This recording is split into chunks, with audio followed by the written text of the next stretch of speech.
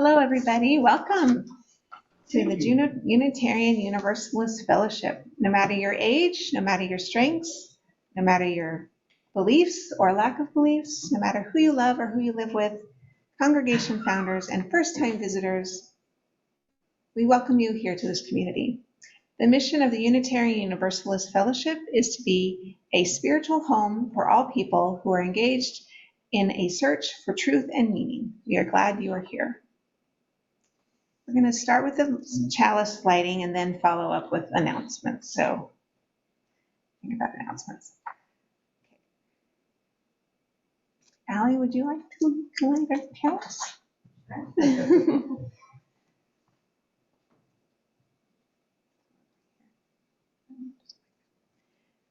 So this is We Are One by the Reverend Carol Thomas Sizzle. We are one. We are family. We are connected. Do I pull? Yeah, pull it out. By blood and bone, mind and heart, and sometimes bricks and mortar. Like the finest woven tapestries of old and spices blended and stirred into our family's secret recipes, our lives are intentionally intertwined. And we are made, no, we are fashioned into a stronger community by those connections. This interlacing, interweaving, and intermingling of our existence makes each of us whole. This interlacing of our lives makes us whole, happiness and sorrow. This intertwining of our lives makes us whole, blessings and burdens. This intermingling of our lives makes us whole, lament and laughter. May we allow the magic and mystery and often named spirit to keep us connected long after today's service has ended. Come, let us worship together this morning. Let's do a meditation. So let's take a couple deep breaths, and then I'll read a meditation by Reverend Matt Alspaugh.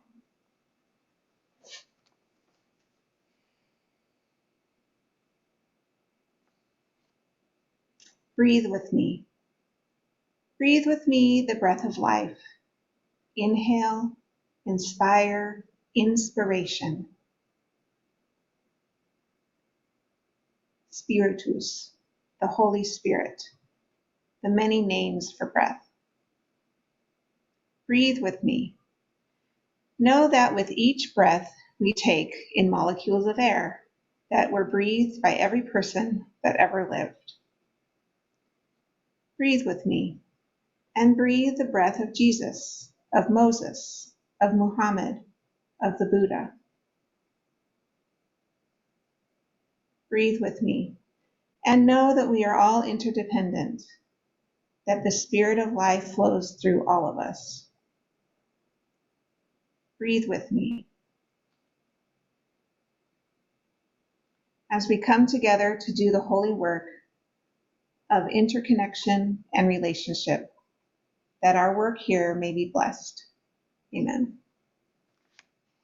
So we are going to now sing the hymn number 1051 in the Teal books, and I have a Vimeo video that I'm going to share with everybody. So bear with me as I get that going.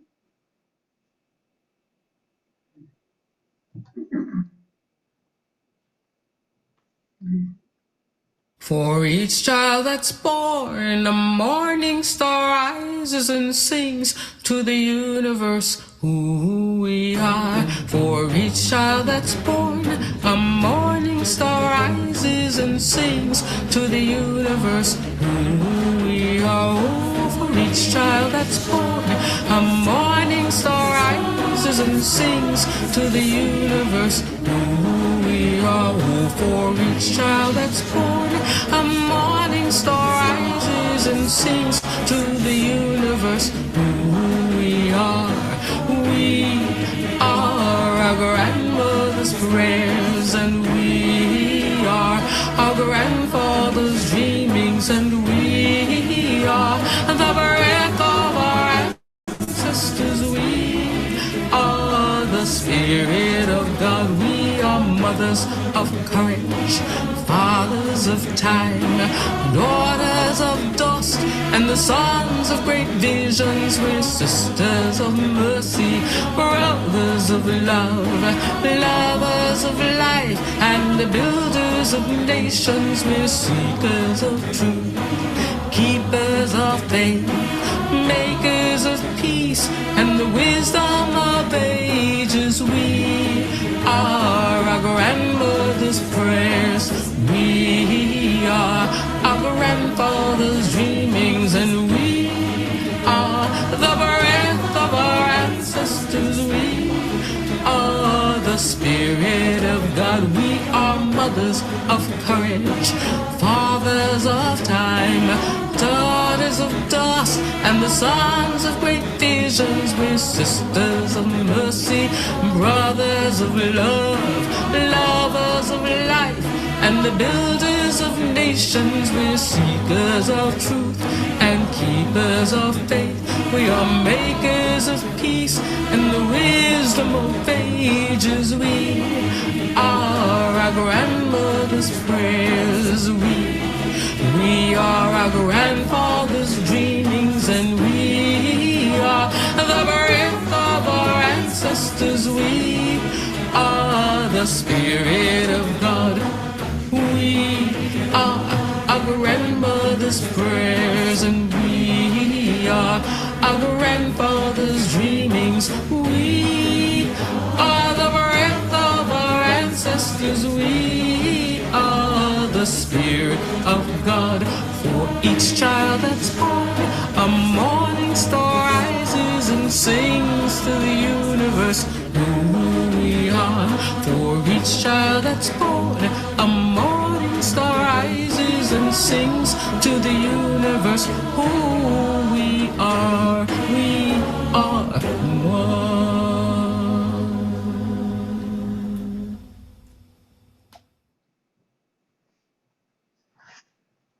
What a beautiful song. That was just gorgeous.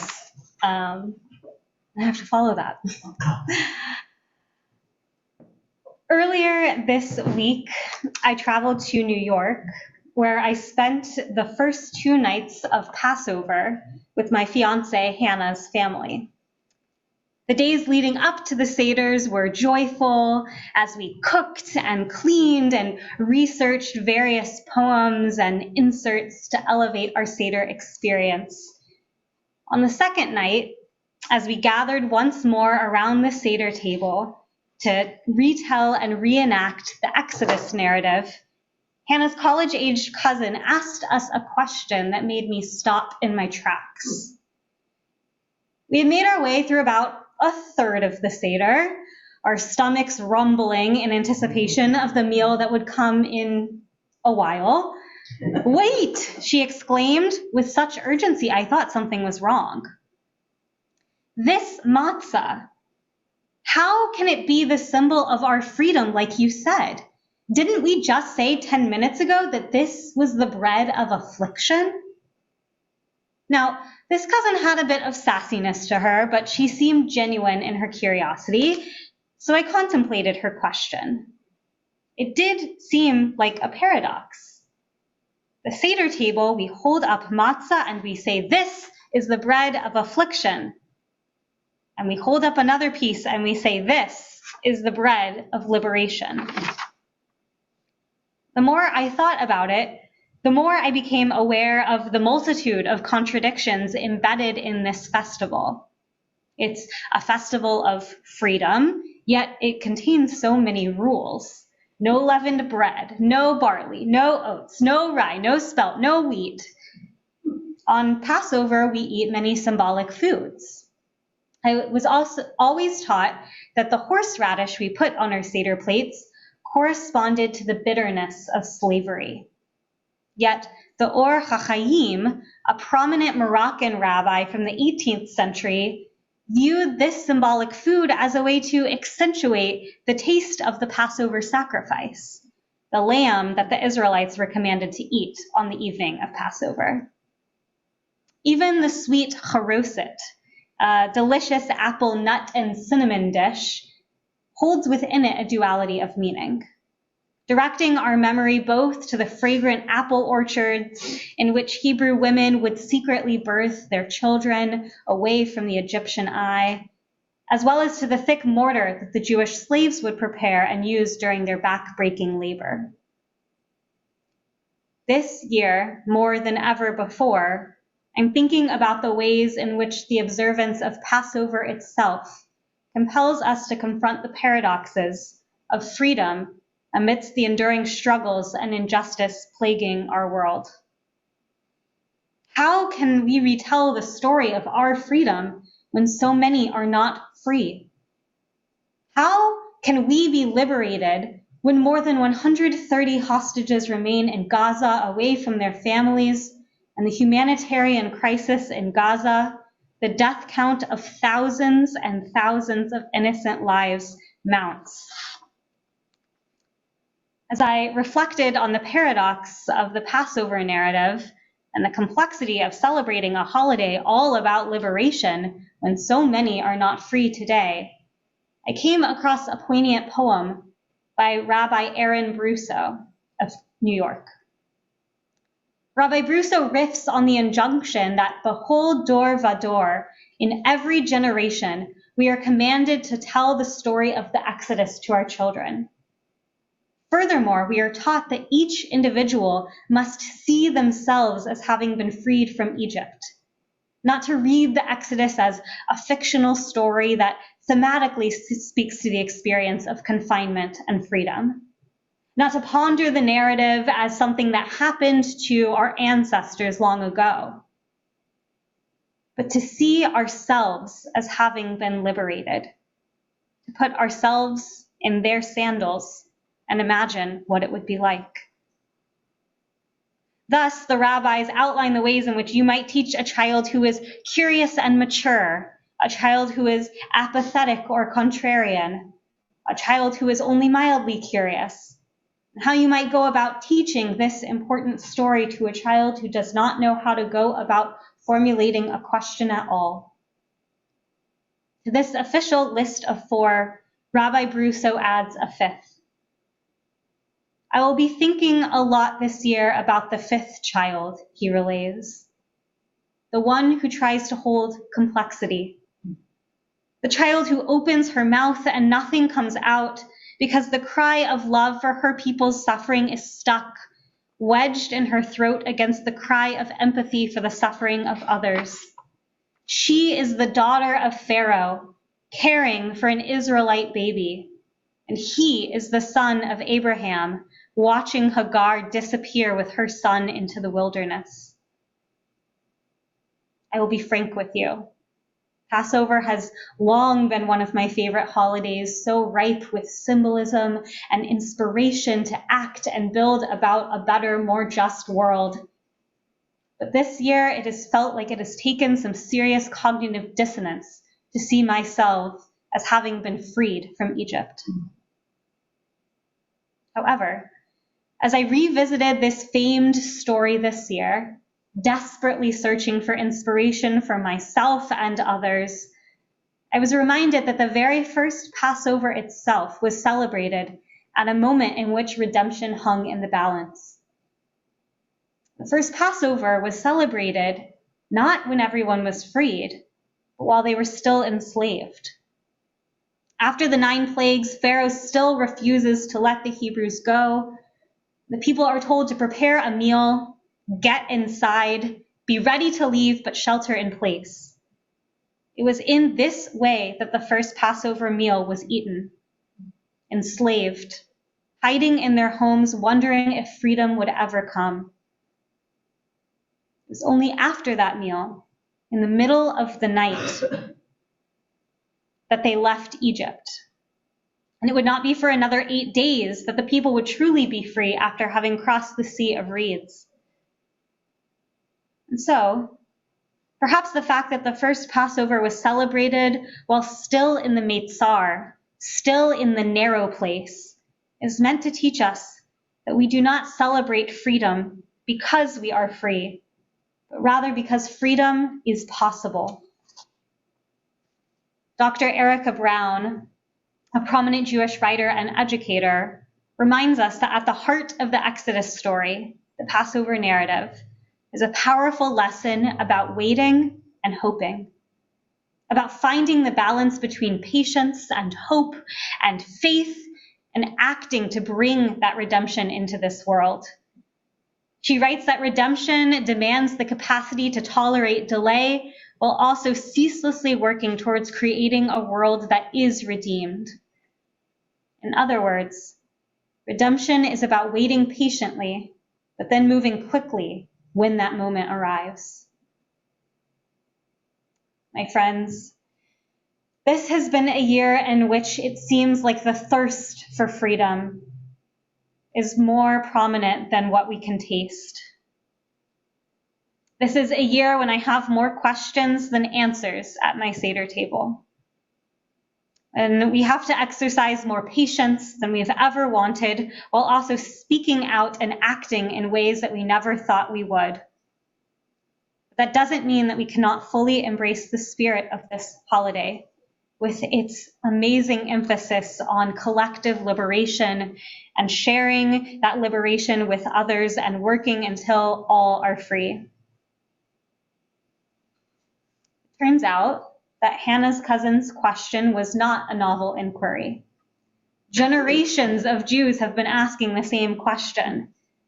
How could the bread of slavery, the bread of affliction, the bread of oppression transform into the bread of freedom?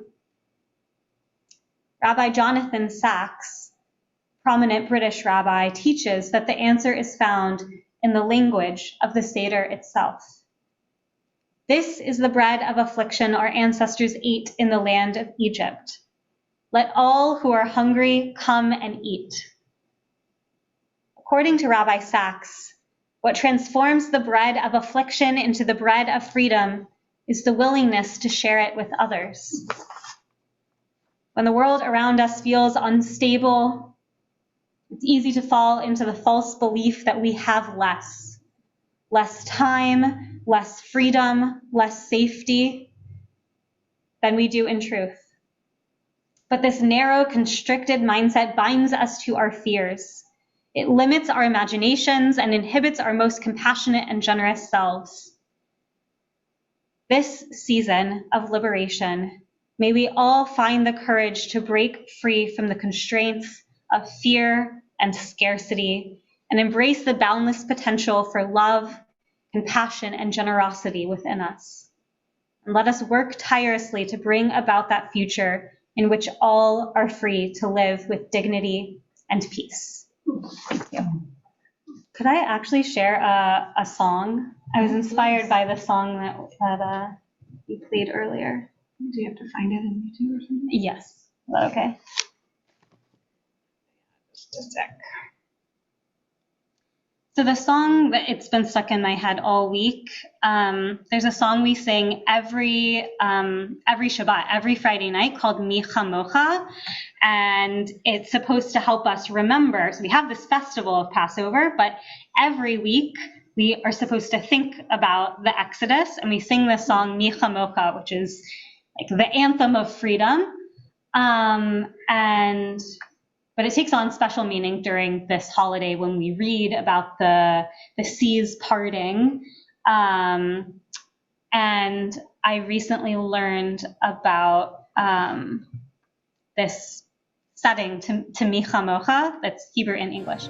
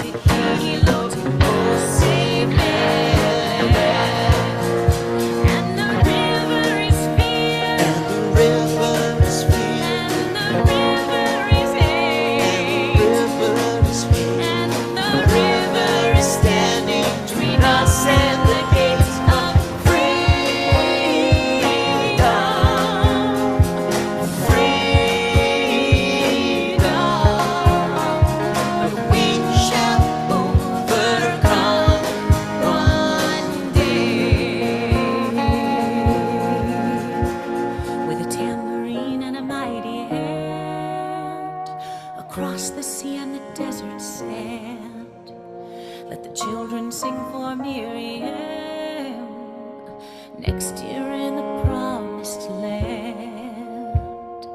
Next year in the promised land. Next year in the promised land. Next year in Jerusalem.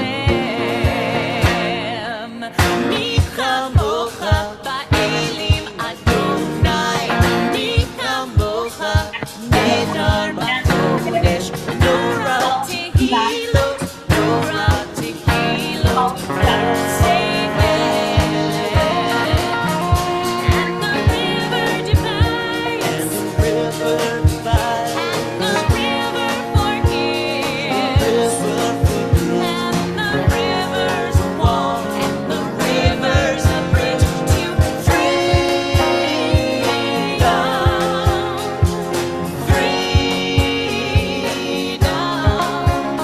But we shall overcome one freedom.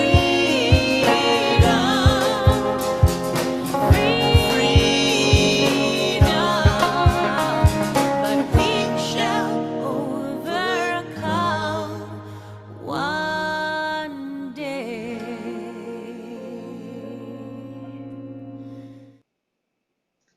Okay. I have one more song for you guys. And this one is called Blue Boat Home.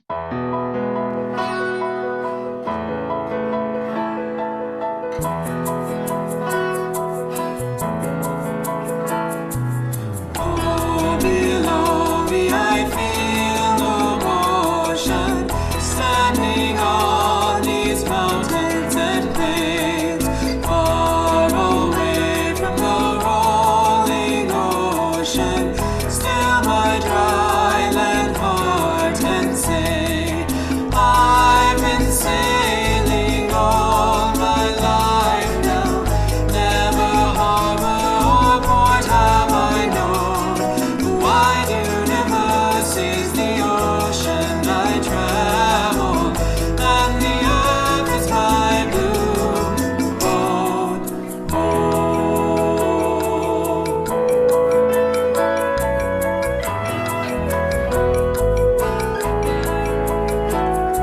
Sun my sail and moon my rudder, as I ply the starry sea, leaning over the edge in wonder, casting questions into the deep, drifting here with my ship's companions, all we kindred pilgrim souls, making our way by the lights of the heavens in our beautiful blue boat home.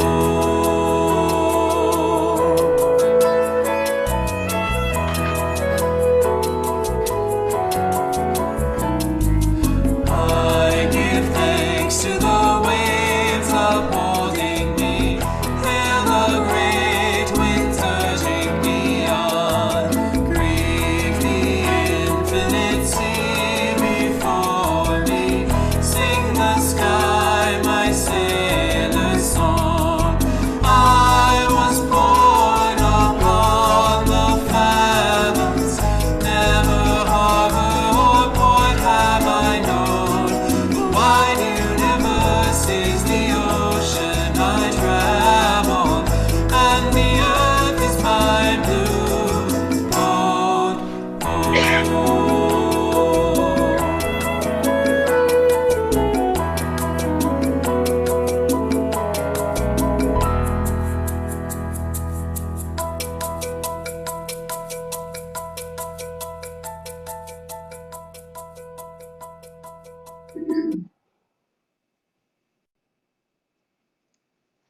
Thank you. Okay, in closing, I'd like to have our final words. Find them here.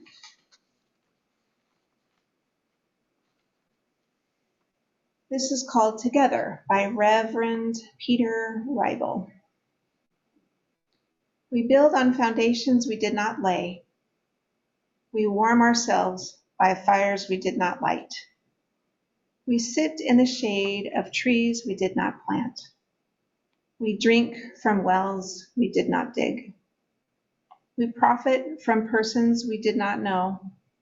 This is as it should be. Together we are more than any one person could be. Together we can build across the generations. Together we can renew our hope and faith in the life that is yet to unfold. Together we can heed the call to a ministry of care and justice. We are never bound in community. May it always be so.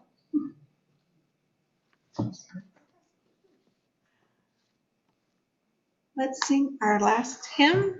From you I receive. From you I receive, to you I give. Together we share, and from this we live. From you